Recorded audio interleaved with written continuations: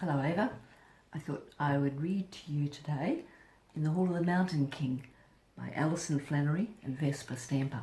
I know you love this story. In the Hall of the Mountain King.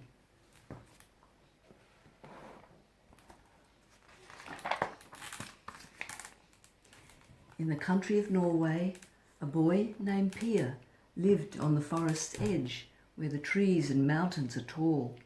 His little house faced west, so he could always see the sea.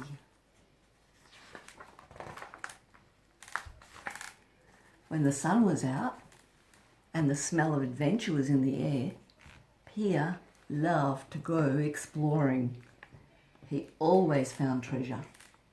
Rocks that were round and sparkly, lizards that were brown and bumpy.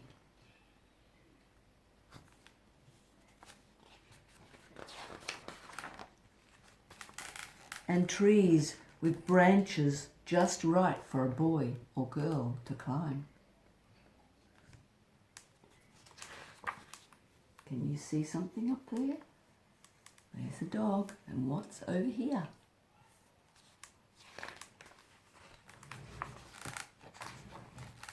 One day, Peer ventured through the forest and out to the other side, farther than he'd ever been before.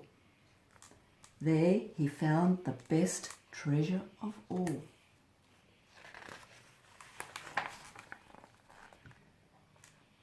People had often told stories of a mysterious mountain king who lived beyond the forest. Maybe this was his castle. Peer couldn't wait to find out, so he slipped through the front gate. At first he tiptoed along, careful not to make a sound, his eyes wide at the wonders before him. The stories were true. He saw the Mountain King's riches with his own eyes. From passage to passage and room to room, Peer grew more confident. Maybe he could be the king. He walked and marched and skipped and spun on the marble floors, wishing the day would never end. Peer rounded a corner, and who did he bump into? But the Mountain King himself.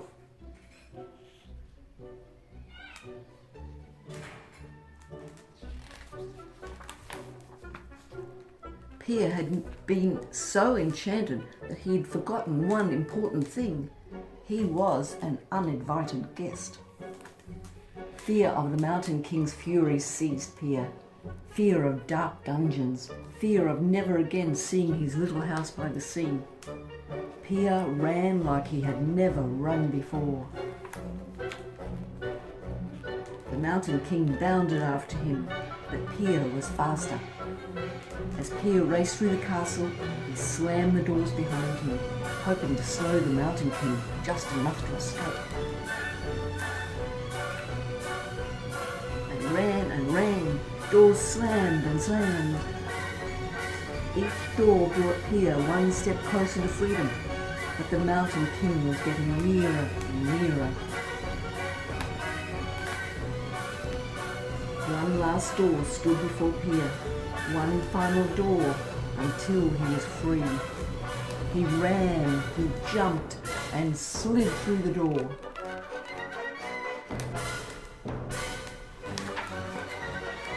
Slam! And out he rolled down the hill. Peer didn't look back at as the castle disappeared into the forest beyond the mountain. As he found his way home, he made a promise. From this day on, he would only have his adventures closer to home. At least for a while.